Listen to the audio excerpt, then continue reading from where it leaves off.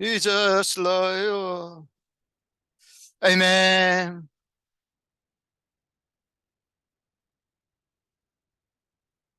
Yes, Jesus. Oh, Amen. Amen.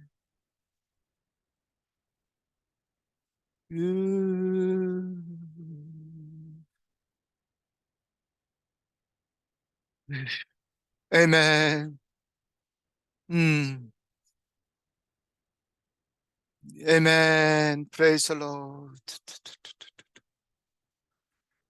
Hallelujah. 오, 오, 주님. 주님을 진정으로 사랑합니다. 주님의 임재하심이 감사드립니다. 할렐루야. 오, 주님. 이 시간 저희들의 마음을 다 열고 주님 앞에 왔습니다. 주님의 은혜를 체험하고자 왔습니다. 주님의 복을 받기를 원합니다. Lord Jesus, come. We want to receive your anointing, your fire anointing tonight. Lord Jesus, touch our heart. We are cleansing our heart and ready to receive it, Lord Jesus. So touch our heart. Lord Jesus, let tonight, this time,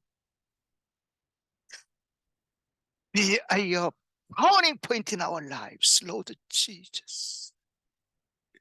We want to change our thought. Oh, we want to change our behavior. We want to change our vocabulary. We want to change our lifestyle. We want to change our faith tonight. Lord Jesus, bless this message. Use me as you want, Lord Jesus. I'm just your tool. Just use me as a tool for your kingdom expansion and your glory. Thank you, Jesus. Bless this message and let this message touch the people and change their lives. Thank you, Jesus. In the name of Jesus we pray. Amen. Amen. 오늘은 에스더서 4장 13절에서 16절 말씀을 가지고 시대적 사명을 깨우치시고 최선을 다하여서 실행하십시오. 이 주제로 말씀을 드리겠습니다. 어떤 분이 이제 한국에 계신 친정어머니를 초청하여서 같이 살고 있었습니다. 그런데 시민권을 따야지 의료보험 등 정부 혜택을 받을 수 있었기 때문에 이제 시민권을 신청하셨습니다. 근데 이제 시민권을 인터뷰를 해서 통과되어야지 이제 그 혜택을 받을 수 있는데 영어를 말하기는커녕 알아듣지도 못하기 때문에 집에서 이제 예상 문제를 다 외우기 시작했습니다. 그리고 마침내 인터뷰 날짜가 왔습니다. 그래서 딸과 열심히 공부를 했지만은 시험에 과연 내가 합격될까 자신이 없었어요. 그래서 다른 사람들 인터뷰를 어떻게 하는가 보려고 아침 일찍 이민국으로 갔습니다. 그리고 앞에 있던 사람이 인터뷰하러 사무실을 들어가는 것을 보았습니다. 그러자 딸이 얼른 따라가서 그 사무실 문 근처에 귀를 쫑긋 세우고 무슨 질문하는가 들었습니다. 첫째 질문은 What's your name? 성함이 어떻게 되십니까? 그리고 그 다음 질문은 Where do you live? 어디에 사십니까? 주소가 어떻습니까? 세 번째 질문은 What is the president name? 지금 대통령 이름이 무엇입니까? 인터뷰 질문을 다 듣고 온 딸이 엄마 질문이 이러이러하네. 됐어. 쉽지? 답을 순서대로 그냥 잘 외워. 그러면 됐어. 자, 첫째 질문은 엄마 이름 물어봐. 그러니까 무조건 김복순. 응? 그리고 두 번째 질문은 우리 집 주소야. 1050 워싱턴 스트리트 산호세 캘리포니아. 아, 그리고 세 번째 질문 조 바이든. 알았지? 그까이 거 쉽네. 어머니는 그 질문의 답들을 순서대로 쫙 외웠습니다. 그리고 마침내 이제 어머니 차례가 됐습니다. 인터뷰하는 사람이 How are you? 안녕하십니까? 그러자 어머니는 자기 이름을 묻는 줄 알고 My name is 김목순이라고 대답을 했습니다. 시험관이 고개를 짜웃하면서 Do you live with your daughter? 딸과 같이 사십니까? 그러자 어머니는 1050 워싱턴 스트리트 산호세 캘리포니아라고 자신 있게 대답했습니다. 이제 시험관은 아주 의아하다는 듯이 What is your daughter's name? 딸 이름이 뭐죠? 조 바이든. 정답을 말했습니다. 그렇지 않습니까? 근데 질문의 순서가 잘못된 거죠. 타이밍이 안 맞으면은 아무리 그 당시에는 확실한 대답이었다 할지라도 이렇게 우스꽝스럽게 일이 망가지고 마는 것입니다. 마찬가지로 하나님께서는 우리에게 사명을 주시는데 그 사명은 그 시대에 따라 다를 수 있다는 것입니다. 그래서 각 시대에 주시는 사명을 우리는 시대적 사명이라 이렇게 부릅니다. 그러면 우리는 우리 시대에 주시는 그 특별하신 시대적 사명을 잘 파악해야 됩니다. 깨우쳐야 합니다. 그리고 최선을 다해서 그 시대적 사명을 잘 감당해야 할 것입니다. 오늘 본문은 기원전 485년경에 지금은 이란 땅 페르시아 제국의 수도 수사성에서 일어난 아주 큰 사건입니다. 페르시아 제국의 다리오 왕은 인류 역사상 가장 큰 제국을 건설합니다. 동쪽으로는 지금의 이란 땅, 이라크 땅, 파키스탄, 인도 북부에서 이제 남쪽으로는 중동 지방을 지나서 이집트, 그리고 아프리카 북부, 그리고 지금의 터키를 지나서 유럽까지 인류 역사상 이렇게 큰 나라가 없었습니다. 이 엄청나게 큰 제국을 다스리기 위해서 그는 고속도로를 내고 화폐를 온전히 통일하고 언어를 통일하게 됩니다. 물론 그는 그 뜻을 다 이루지 못하고 죽었는데 후에 로마가 그가 못다 이룬 모든 사업을 바탕으로 해서 식민 내 고속도로, 화폐 통일, 그다음에 언어 통일을 다 이루게 되는 거죠. 그런데 이 다리오 왕이 죽은 후에 그의 아들 히브리어로는 아하수에로, 페르시아 말로는 크세력 1세가 기원전 486년에 황제로 즉위하게 됩니다. 그런데 그는 아버지가 이런 대페르시아 제국을 망가뜨린 장본이기도 합니다. 그는 민생을 돌보지 않았고 자기의 권세와 힘을 과시하며 그리스를 정복하려다가 그리스 해군의 참패를 당합니다. 그의 5만 대군이 300명의 그리스 해군의 참패를 당하여서 많은 병사들을 잃고 수치와 분노에 차서 왕궁에 돌아왔는데 왕비마저 그를 영접하지 않았어요. 여기에 엄청난 수모를 느낀 그는 끓는 분노를 참지 못하고 자기 아내 와스티를 왕비 자리에서 폐위시켜버립니다. 그리고는 새로운 왕비를 모시기로 미인 콘테스트를 하게 되는 것입니다. 정말 가장 큰 제국의 황제로서 그런 일 하나 가지고 정말 이렇게 화를 내다니, 이 얼마나 옹졸하고 치사한 짓이고 이 얼마나 엄청난 국고 낭비입니까? 왕비를 폐위시킬 경우 그 파장이 너무 크기 때문에 대부분의 경우 왕비가 정말 대역죄를 짓지 않는 이상 폐위는 시키지 않습니다. 싫으면 후궁 중에 하나 골라서 살면 되는데 왜 구태여 이런 짓을 해서 온 나라를 이렇게 어수선하게 만듭니까? 여하튼 수많은 여자들이 이 미인 콘테스트에 참여를 하게 됩니다. 그리고 그 많은 여자들 중에 오늘 본문에 에스더도 있었습니다. 한편 에스더는 바벨론 포로의 후손입니다. 바벨론 왕 느부갓네살이 예루살렘 성을 정복하고 세 차례에 걸쳐 총 4만여 명의 포로를 바벨론으로 잡아왔는데 그녀의 조상들도 그 포로 중에 있었던 것입니다. 그런데 성경에 모르드게라는 그녀의 사촌이 기원전 597년 유다의 여고니아 왕이 잡혀올 때 같이 왔다라고 하였습니다. 그렇다면 가까운 친척이었던 에스더 부모님들도 그때 같이 왔지 않겠는가, 우리가 이렇게 추측할 수 있을 것입니다. 그리고 그들이 바벨론으로 잡혀온 지 8년이 지난 해, 즉 기원전 539년에 이제 바벨론은 페르시아에게 멸망을 당하게 됩니다. 그리고 페르시아의 다리오 왕이 죽고 기원전 486년에 그의 아들 아하수에로 그세력 1세가 왕위에 오르게 된 것입니다. 그 해는 모르드게 가족이 바벨론에 잡혀온 지 111년째 되던 해였습니다. 그 당시 잡혀온 사람들은 나이 들어 대부분 죽었거나 아니면 100살이 훨씬 넘었어야 했을 것입니다. 그래서 본문의 모르드게는 모르드게 아들인지 아마 손자쯤 되었지 않겠는가, 이러한 생각이 듭니다. 여하튼 에스더도 유대인 포로의 후손들 중에 하나였기 때문에 이제 그 유대인 중에 살았지만은 무슨 일인지 부모님들이 일찍 돌아가셔서 모르드게라는 자기 사촌이 데려다가 키웁니다. 그녀의 원래 이름은 히브리어로 하다사입니다. 그런데 모르드게는 어차피 네가 페르시아에 살려면은 페르시아로 이름도 바꾸자. 그래서 그녀의 이름을 페르시아어로 큰 별을 뜻하는 에스더로 바꿨던 것입니다. 그래서 사람들은 에스더를 유대인이 아닌 페르시아인으로 알고 있었던 것입니다. 이제 에스더는 매우 아름다운 아가씨로 성장했고, 그래서 모르드게가 미인 컨테스트에 보냈던 것입니다.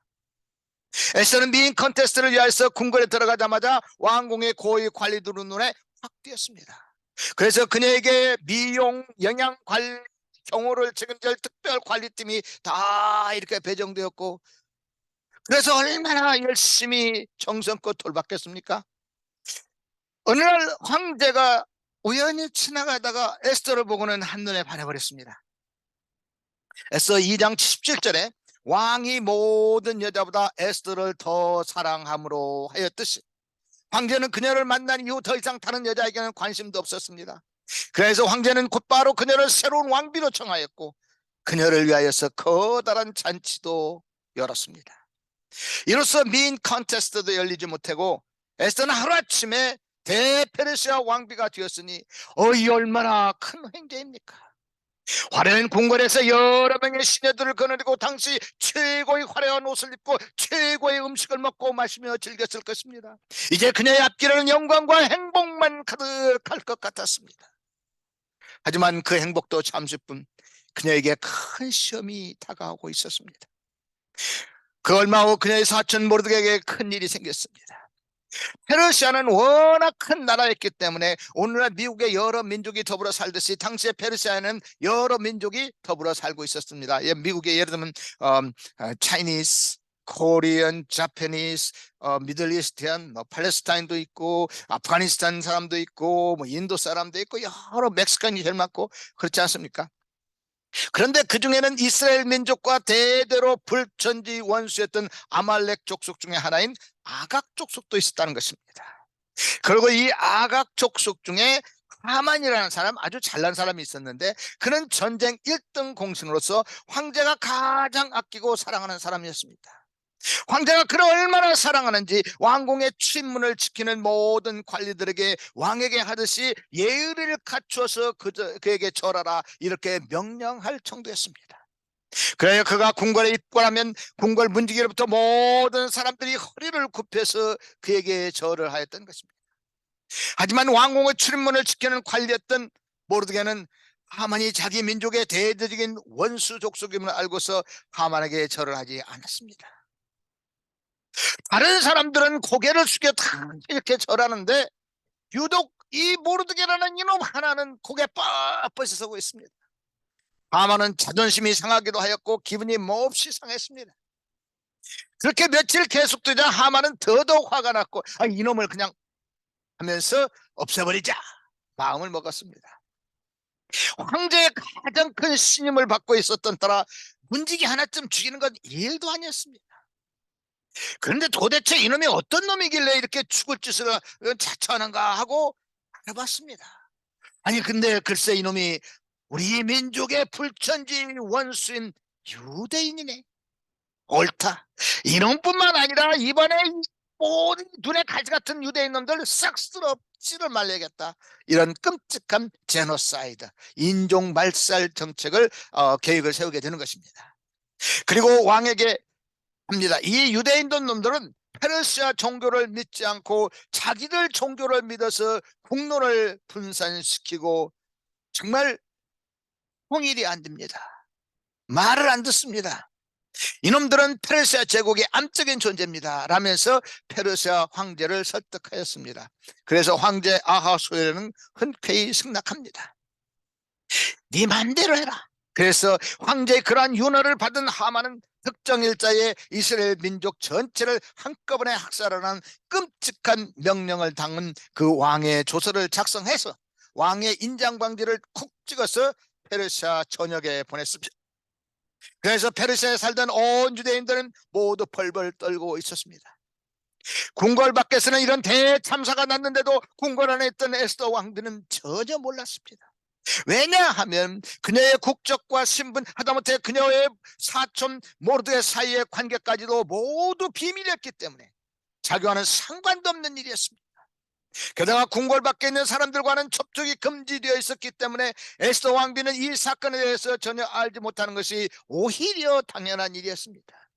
그저 자신이 페르시아, 자기 전 세계에서 가장 예쁘고 섹시해서 왕비가 된 것으로 믿고 갑작스럽게 찾아온 이 꿈같은 행복에 빠져서 궁궐 안에서의 삶을 즐기고 있었을 뿐이었습니다. 그렇습니다.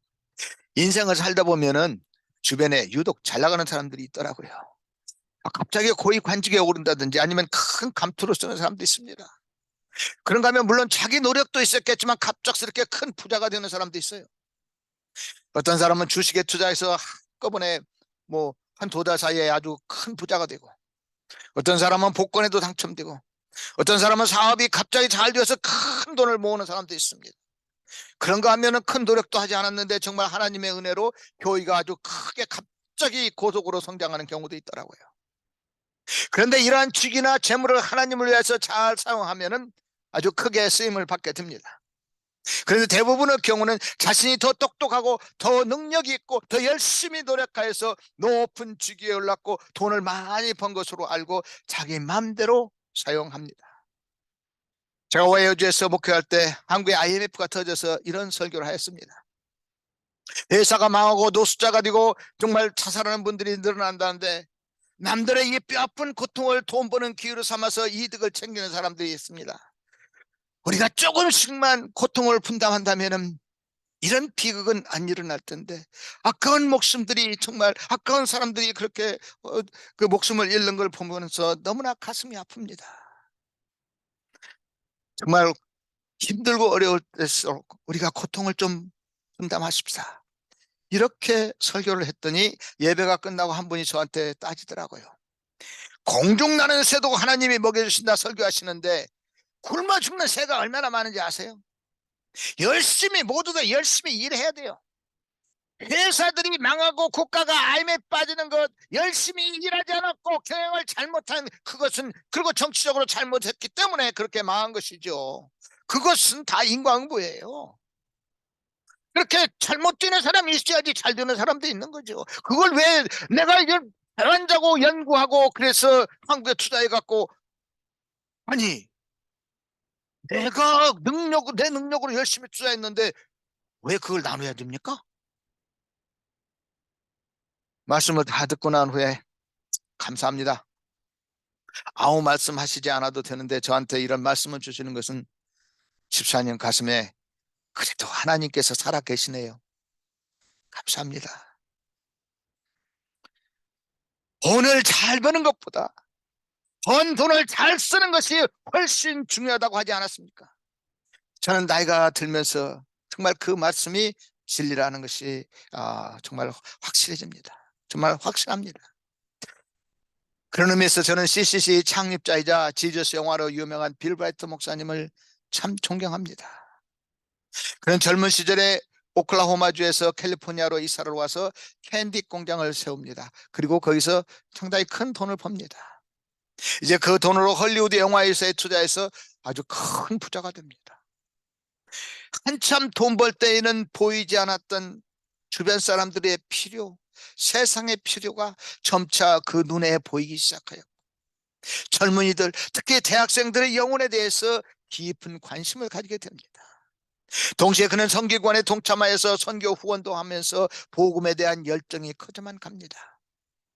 그러면서 대학생들의 영혼을 구하는 것이 하나님께서 주신 자신의 시대적 사명임을 깨닫게 됩니다. 마침내 그는 주님을 위하여서 일생을 바치겠노라고 신학교에 갑니다. 그리고 결국은 캠퍼스 크루세이드 포 크라이스트 대학생 선교회를 시작하였고, 사형리 전도법을 개발하여서 우리나라뿐만 아니라 전 세계적으로 퍼져서 수많은 젊은이들을 주님께로 인도하게 됩니다. 그는 말년에 암으로 죽어가면서도 치료를 거부하고 끝까지 책을 씁니다. 그의 장례식 설교에서 빌그람 목사님은 빌브라이트는 복음에 대한 부담을 가슴에 잊힌 내가 아는 불과 몇 사람 중에 하나입니다 라고 극찬을 하셨습니다.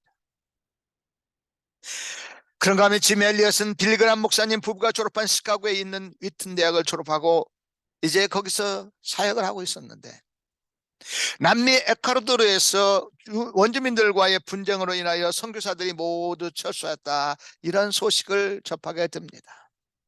사실은 미국의 석유 회사들이 유전을 발견하기 위해서 남미 아마존 정글을 여기를 파고 저기를 파고 아주 쑥대밭을 만들어 놨습니다. 그래서 원주민들이 생활 터전을 다 잃게 된 것입니다. 그래서 원주민들이 목숨을 걸고 자기 생활 터전을 지키려고 항의를 하였고, 그 지역에서 사역하고 있던 선교사들은 원주민들의 그런 강한 그 항의에 생명의 위협을 느꼈던 것입니다. 그래서 모두 본국으로 철수를 하였는데, 짐 엘리엇은 그 소식을 듣고 내가 그곳에 가서 복음을 전하는 것이 하나님께서 나에게 주신 이 시대적 사명이다. 그는 가슴에 전율하는 그러한 하나님의 사명임을 깨닫게 됩니다. 그리고 자신을 그곳에 보내달라고 선교부에 신청하지만 그건 뭐 당장 노죠. 그는 이것이 하나님께서 자신에게 주신 시대적 사명임을 알았기 때문에 아무도 그를 서포트하지 않았고, 선교부에서 거절하고, 또한 외무부에서도 Be careful, don't go there 라고 했지만 자기 아내와 동료 4명과 함께 에콰도르 아마존 유역에 들어갑니다. 그리고는 자기 동료 4명과 함께 원주민 중에서도 가장 사나워서 접근하기 어려운 아우카 부족이 사는 곳으로 들어갔습니다. 그들이 가까이 다가가자 원주민들은 가까이 오지 마라, 오면 죽인다 라고 하며 손짓 발짓 하면서 창으로 위협을 했지만은 그들 앞에 할렐루야, Jesus loves you, 그러한 그들은 무차별하게 찔러 죽입니다.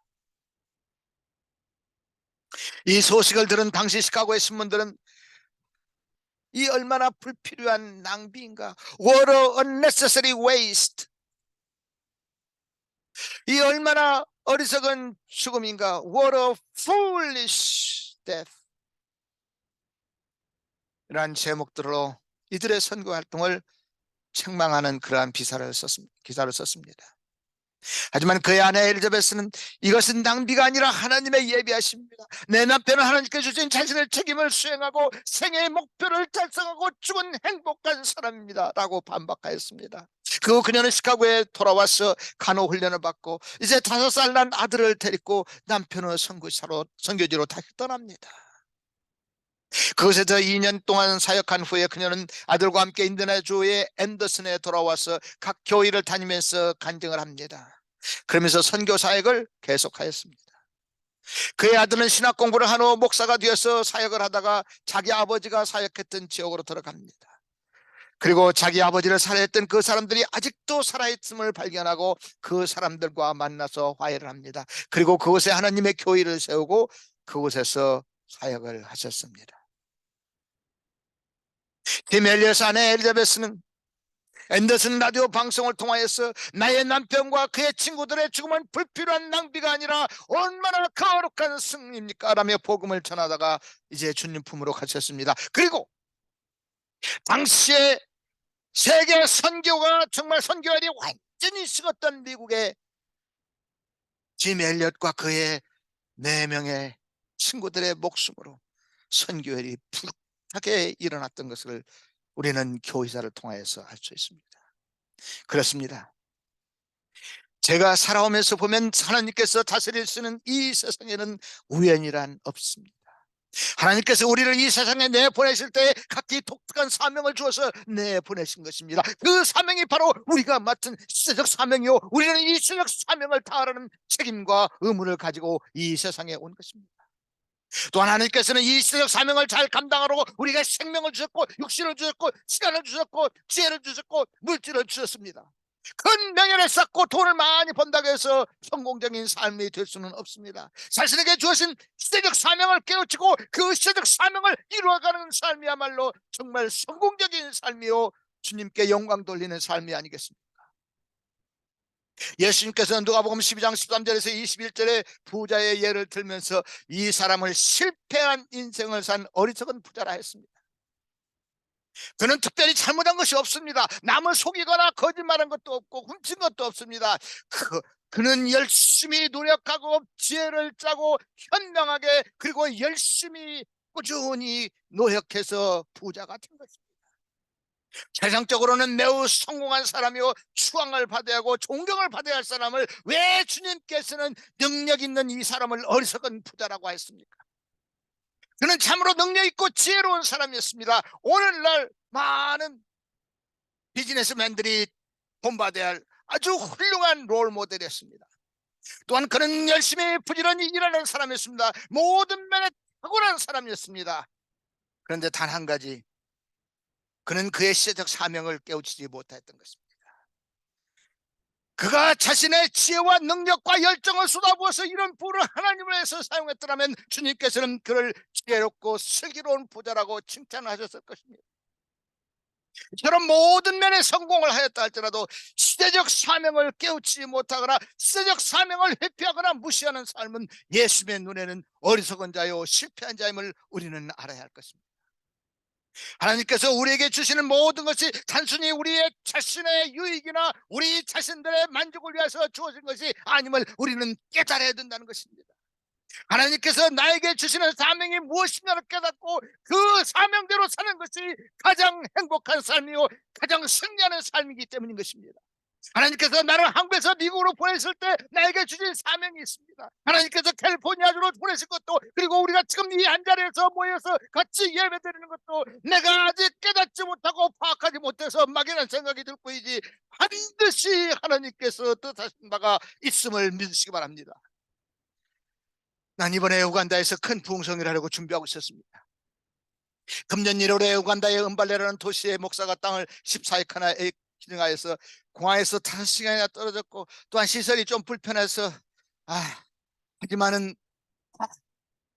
기증을 받았으니까 감사히 받고서 부흥성회를 거기 그 자리에서 하려고 준비하고 있었습니다. 근데 어느 날 매일 제가 정말 사람들이 오지 않기 때문에 혼자서라도 기도한다라고 기도하고 있었는데 한 분이 오셨습니다. 그 다음에는 또 이분이 다른 분을 또 한 분 모시고 오셨습니다. 그래서 우리 매일 저녁 기도가 이제 점차 늘어가기 시작했습니다. 그리고 또 한 번씩 모여서 이제는 아직도 작은 무리지만은 무리를, 그룹을 이루게 되었습니다. 얼마나 뜨겁게 기도하는지 모릅니다. 제가 자랑 같아서 참 죄송한데 저는 그렇습니다. 우리 교회가 아직도, 이 기도의 모임이 아직도 10명도 안 되지만은 여러분 한 분 한 분 나는 1대만으로 봅니다. 우리 교회는 10만 명에 육박하고 있습니다. 그렇습니다. 그러면서 우리 같이 기도하면서 아프리카 부흥성회를 위해서 저는 계속해서 기도하고 있었습니다. 싱가포르 폴 왕 목사님 팀과 함께 부흥성회를 하려고 준비했고, 이제 그 부흥성이를 Palmy Hill Revival, Catch the Fire Anointing 이라고 광고지까지 만들어서 다 뿌렸습니다. 그리고 이번 11월 15일 출발하려고 비행기표도 미리 사서 준비해 놓았고, 싱가포르 분들도 줌 미팅을 통하여서 준비 완료했습니다.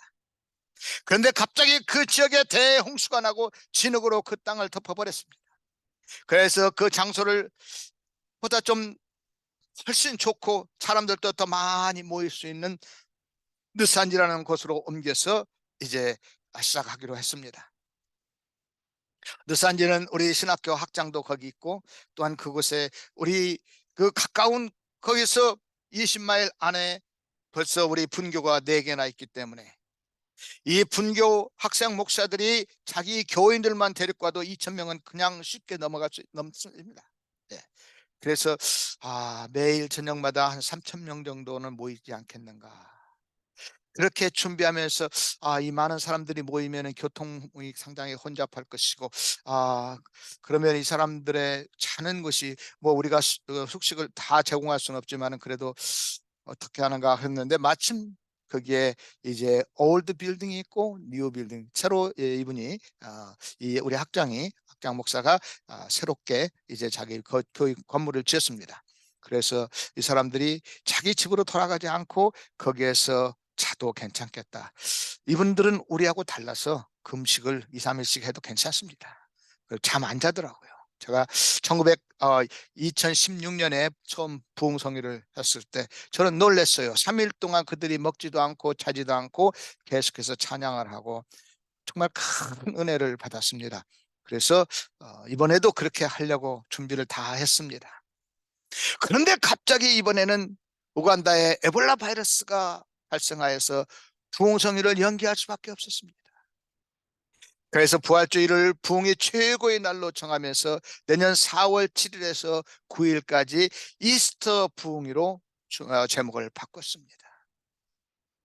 저는 우리 신학교 분교들을 다니면서 강의하고 부흥성회를 위하여서, 그리고 또한 이 부활절 특별 부흥성회를 해서 내년 3월 21일 우간다로 떠납니다. 그리고 특별히 굴루라는 곳에 가서는 굴루 유니버시티의 그 메디컬 스쿨이 이탈리 나폴리 대학과 자매 결연을 맺어서 거기에서 후원을 받고 있기 때문에 그 굴루 유니버시티 메디컬 스쿨은 아주 이탈리아 나폴리 메디컬 스쿨과 거의 아주 수준 높은 학교입니다. 그리고 이제 거기에서 또한 이탈리아 가서 더 공부하고 온 사람들도 있고, 그래서 이 메디컬 스쿨 스튜던트를 통하여서 또 캠퍼스 미니스트를 시작하고 이들이 나중에 훌륭한 선교사가 되어서 각지로 이제 나가면 좋겠다, 이러한 계획을 가지고 기도하면서 이제 이미 거기에 또한 분교가 시작됐습니다. 4명의 학생들이 이미 등록을 하였고, 그래서 이제 내년 4월 이 부흥회가 끝나면 9일날 부흥회가 끝나면 전 8일날 아니 10일날 떠나서 거기에서 캠퍼스 미니스트리를 시작하고, 그 다음에 거기에서 열흘간 있다가 이제 사우스수단으로 가서 거기 주바에서 또한 사역을 하고 4월 21일날 이제 뉴욕으로 돌아와서 뉴욕에서 이제 주말을 보내고 이제 월요일날 산호세로 돌아옵니다. 저는 왜 이러한 일이 우연이라고 하기에는 너무도 이상한 일이 생길까? 왜 이미 계획했는데 왜 이렇게 자꾸만 미뤄질까? 무엇이 이 길을 막고 있는가 하면서 기도해 왔습니다. 그런데 어느 날 깨우침이 있었습니다. 수년 전 너무도 힘들어서 아예 아프리카에 가서 살까 하는 생각도 있었습니다. 집을 알아보니까 6만 불 정도면 수돗물도 나오고 살만했습니다. 그래서 정말 주님, 여기 있다가 이렇게 내가 정착을 하면은, 그리고 여기서 사역을 하면은 훨씬 더 이러한 이펙티브한 사역을 할 수 있겠습니다. 그렇게 놓고 기도를 하였는데 하나님께서는 2019년에 저에게 비전을 주셨습니다. 바로 이곳에서 사역을 하라는 것입니다. 그래서 아프리카에 집을 구하는 것은, 이제 아프리카로 완전히 제가 이사 가는 것은 포기를 하고 하나님 뜻대로 제가 여기서 그러면은 이 교회를 계속 하면서 이제 아프리카 선교를 하겠습니다. 이렇게 순종하였습니다. 하나님께서 블레 사람들과 그라 사람들을 괴롭히니까 사람들이 괴롭히니까 어떻게 했습니까? 이삭은 거기에서 이사를 가려고 했습니다. 하지만 하나님께서 말씀하십니다. 네가 가지 말고 이곳에 있어라. 내가 너를 축복하리라. 이삭에게 하신 말씀이 생각나서 저는 이곳을 떠나지 않고 이곳에서 계속해서 사역을 하기로 2019년에 이미 결정을 했던 것입니다. 그런데 갑자기 이런 일이 자꾸 막히면서 이제 전에 하나님과 약속했던 그것이 생각났습니다. 그런데 이제는 그 때가 오는 것 같습니다. 하나님께서 내게 축복 주시라 라는 때가 지금 다가온다고 저는 생각하고 있습니다. 우리가 지금 지난 5월부터 계속해서 매일 저녁마다 이렇게 기도하고 있는데 내년 3월 아프리카 가기 전에 무엇인가 큰 일이 임하게 될 것이라, 아마도 회개의 부흥이 바로 이곳에서 시작되지 않겠는가, 저는 그러한 마음의 부담감을 가지고 날마다 이제는 7시부터 9시 반까지 매일 1년 365일 기도하고 있습니다. 그리고 우리가 지금 기도하는 이 장소가 바로 그 부흥의 시발점이 될 것이라고 저는 확신합니다. 그렇다면 여러분들은 아주사거리의 부흥 역사처럼 정말 오늘 이 자리 파트리지 에베뉴 리바이벌 교회사의 길이 남게 될 것입니다. 사랑하는 성도 여러분, 여러분 자신들을 과소평가하지 마십시오. 내가 농담으로 얘기하는 것이 아니고 내가 여러분들 귀를 좋게 만들려고 하는 것이 아닙니다. 웨일스 부흥운동이 어떻게 시작됐는가 생각해 보십시오. 이반 로버트라는 이 탄광 광부 젊은 청년 하나가 하나님께서 그에게 열정을 주셨습니다. 그래서 그는 말씀을 선포하고 싶습니다. 저는 성경도 제대로 많이 알지도 못했고 그 어렸을 때부터 교회 다닌 것뿐인데 하나님께서 오늘 그에게 열정을 주셨습니다. 그래서 아무도 그 설교를 듣는 사람이 누가 있겠습니까? 그래서 자기 사골사 방에서 이제 밤마다 그 일하고 상황에서 일하고 오면은 엄청 피곤할 텐데 그래도 그냥 말씀을 선포했던 것입니다. 얼마나 듣기 싫었겠습니까? 그래서 그 집 주인이 그렇습니다. 너희 놈 한 번만 더 시끄럽게 하면 너 쫓아내 이놈아. 시끄러, 잠 좀 자야지. 응? 피곤하지 않냐? 하루 종일 탄광에서 그렇게 일하고. 그래도 하나님께서 주시는 열정이 있었기 때문에 그는 계속해서 설교를 하기 시작합니다. 결국은 쫓겨나요. 이제는 오갈 데가 없으니까 어디서 설교합니까? 길거리에서 그냥 사람도 없는데 지나가는 사람도 하나님 말씀을 선포합니다. 그런데 중요합니다. 성령님께서 임하셔서 사람들이 모이기 시작합니다. 그것이 바로 이 웨일스 리바이블의 시발점이 됩니다.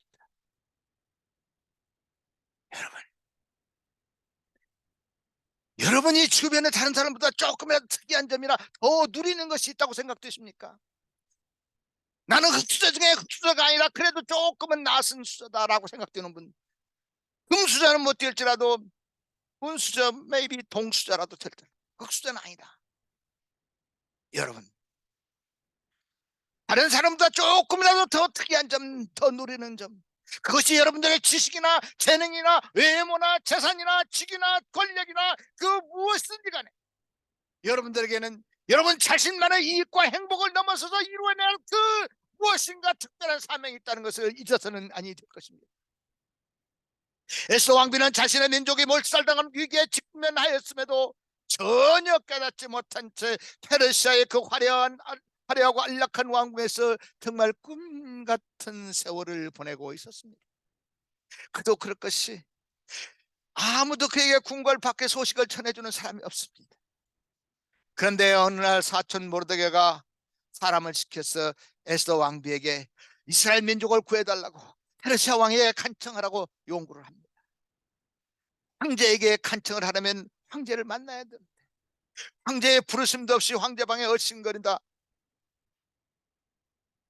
황제가 마침 불러서 동침을 해주면은 좋지만은 그렇지 않으면 암살 미수로 처형을 당하게 됩니다.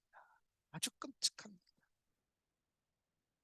그런데 또한 설령 그 방 앞에서 이렇게 왔다 갔다 할 때 설령 왕이 자신을 기쁘게 받아들여서 동침을 해준다 할지라도 이 사실을 말하게 되면 자신이 유대인이라는 신분이 밝혀질 것입니다. 그러면 신분을 속였다고 얼마나 큰 비난이 쏟아지겠습니까? 그리고 자신도 유대인이기 때문에 이미 왕의 조사가 나갔기 때문에 자신도 죽어야 합니다.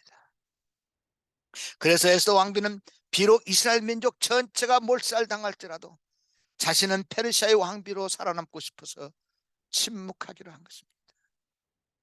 아무리 자기 사촌이 자기를 키워준 은인이었고 또한 미인대에 출전하도록 도와줘서 왕비가 되었다 할지라도 내가 당신에게 좋은 옷이나 돈은 얼마든지 드릴 수 있지만은 내 목숨을 거는 일은 나는 관여하지 않겠어 라고 선을 딱 긋습니다.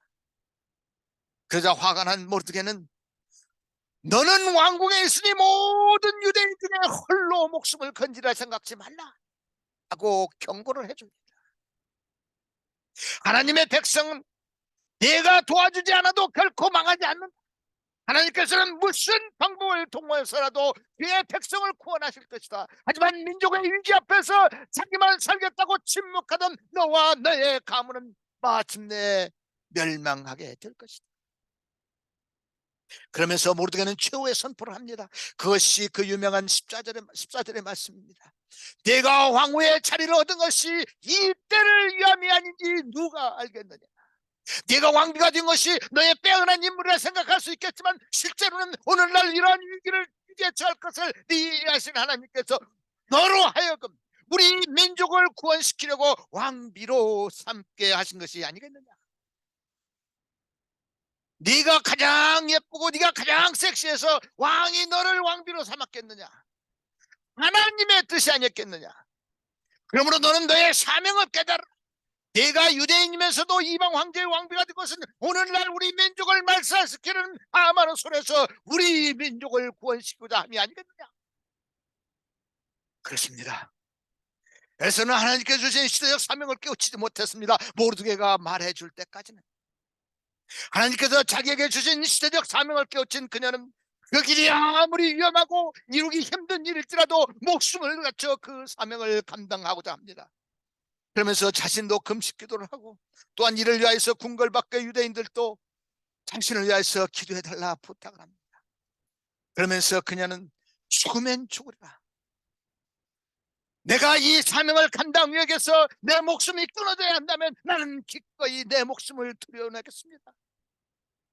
내가 이 시대적 사명을 감당하고 그 몫이 바로 내 목이라면 나는 기꺼이 내 모가지를 들이대겠습니다. 나를 죽이십시오. 이러한 비장한 각오로 왕께 나아가 자신이 하나님께 주신 사명을 감당하게 됩니다. 그렇다면 오늘 우리는 정말 시대적 사명을 인식하고 그 사명을 감당하고 있습니까? 요나는 하나님께서 니느웨를 가라는 선교 사명을 주셨습니다. 하지만 그 원수의 나라 그리고 자신도 그곳에 가면 죽임을 당할 수 있는 그 위험한 곳에 왜 유대인 이 요나가 가야 됩니까? 이런 사람 많은데 왜 하필 나를 보내세요? 하나님 왜 나가 꼭 가야 됩니까? 나만 하나님 백성입니까? 나만 선교사입니까? 나만 목사입니까? 왜 나를 거기로 보내요? 다른 사람 나보다 능력 있고 나보다 더 좋은 사람들 많은데.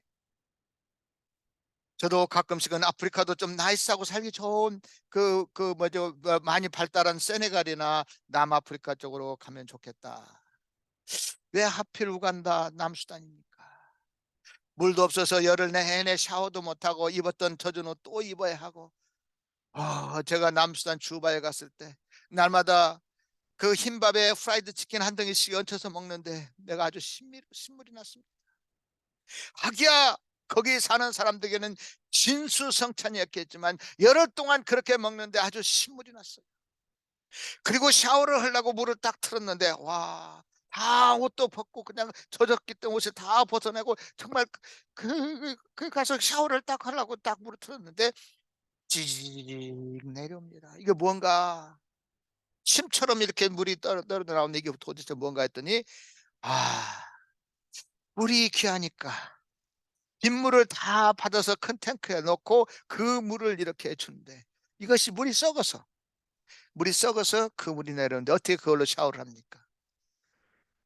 열흘 동안 제대로 먹지도 못하고 샤워도 못하고 그리고 나와서 이제 몸무게를 재봤더니 11파운드가 빠졌더라고요.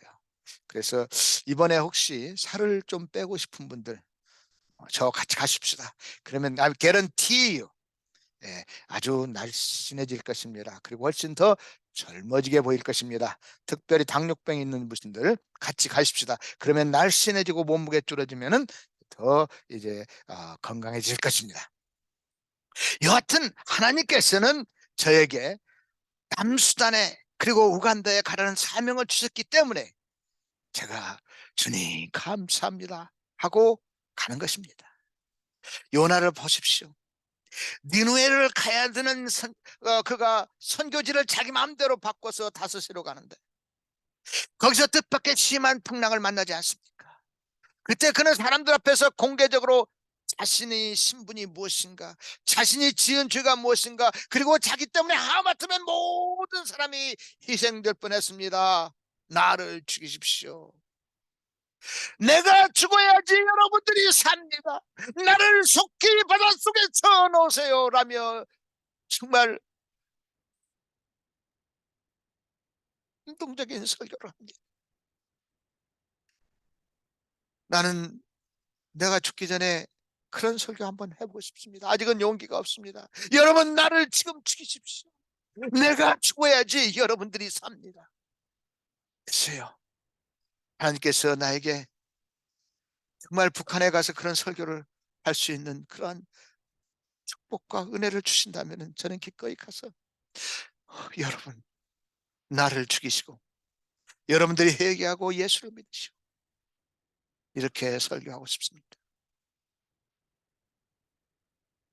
요나는 선장이 잠자는 그를 깨우기 전까지 그의 사명이, 그에게 주신 하나님의 사명이 무엇인지, 그에게 주신 시대적 사명이 무엇인가를 깨닫지 못했습니다. 그런데 선장이, 생각해 보십시오. 예수 안 믿는 선장이 예수님의 선지자라고 하는 분을 깨웁니다. 이거 말이 됩니까? 그래서 그는 그것을 깨닫고 시대적 사명을 깨우치고 그는 이러한 엄청난 설교, 예수님밖에는 할 수 없는, 여러분 내가 죽어야지 여러분이 삽니다. 나를 십자가에 못 박혀. 풍랑이 일고 사람들이 아우성쳐도 요나만 입을 딱 다물고 있었으면 아무도 그의 죄를 몰랐을 것입니다. 하나님의 명령을 어겼다고 그것이 인간적인 법으로 사용됩니까? 아니지 않습니까? 하지만 그러한 끔찍한 상황을 보면서 그는 하나님께서 자신에게 주신 시대적 사명을 깨우치고 자기 목숨을 내놓은 것입니다.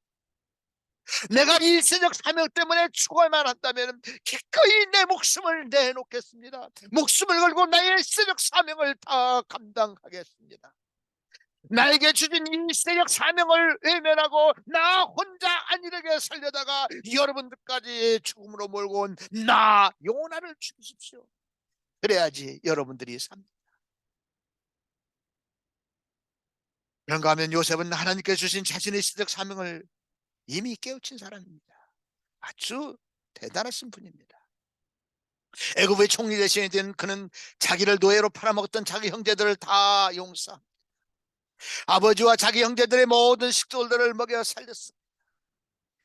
하지만 형들은 요셉도 사람인데 언젠가는 저가 우리에게 보복할 것이 아닌가 하면서 늘 불안해하였습니다. 마침내 자기들의 아버지 야곱이 죽고 나자 그 불안은 더욱더 커졌습니다. 더 이상 불안해서 견딜 수가 없게 되자 그들은 요셉을 찾아옵니다. 당신의 아버지 곧 우리들의 아버지께서 돌아가시기 전에 당신은 우리를 용서해 주신다고 하셨습니다. 당신 앞에 있는 우리 모두는 당신의 종들입니다. 우리를 용서해 주시옵고 당신 처분대로 하시옵고, 형들이 자신을 믿지 못함을, 아니 아직도 하나님께서 주신 그 시대적 사명을 깨우치지 못하는 것을 보고 요셉은 안타까워서 이렇게 말합니다. 여러분들은 나를 헤아렸지만 하나님께서 여러분들의 그 악한 마음을 사용하셔서 오늘날 우리 온 가족 만민을 다 먹여 살리게 하셨습니다. 난 단순히 하나님께서 나에게 주신 이 시대적 사명을 감당했을 뿐입니다. 형님들 보십시오. 우리가 살던 이 가나안 땅에 엄청난 기근이 올 것을 하나님께서는 미리 예비하셨습니다. 가나안 사람들을 벌하기 위해서 가나안에 기근을 보내기로 하나님께서 작정하셨습니다. 그런데 거기에서 우리를 살리시려고 나를 선택하신 것입니다. 만일 우리 모두가 거기에 그냥 있었으면 우리는 그들과 함께 굶어 죽을 수밖에 없었던 그런 상황이었습니다.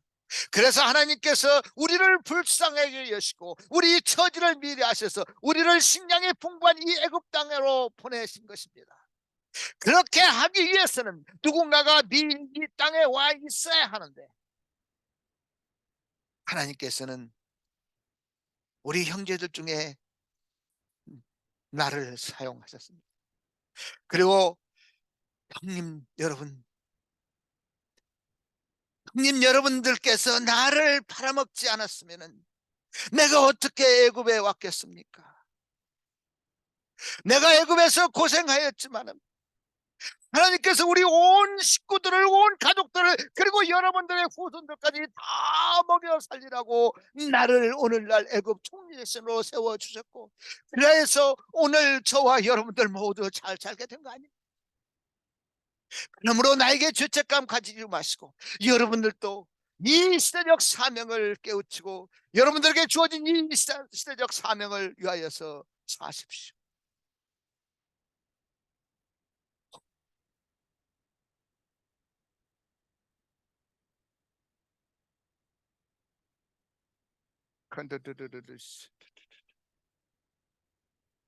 할렐루야.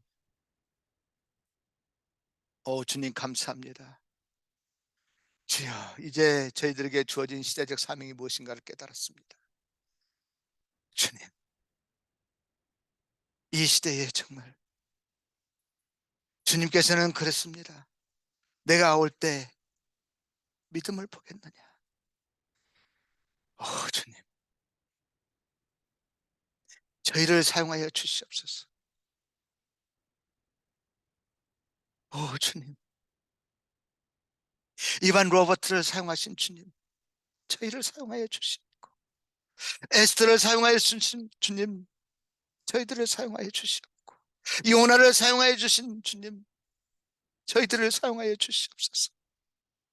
요셉을 사용하여 주신 주님, 저희들을 사용하여 주시옵소서. 이세의 바울선, 아버지여, there are so many Paul, my name is Paul. 내 이름은 바울입니다. 김바울, 최바울, 이바울, 박바울, 박바울, 바울, 남바울, 바울들이 엄청 많은데 정말 우리가 바울처럼 삽니까?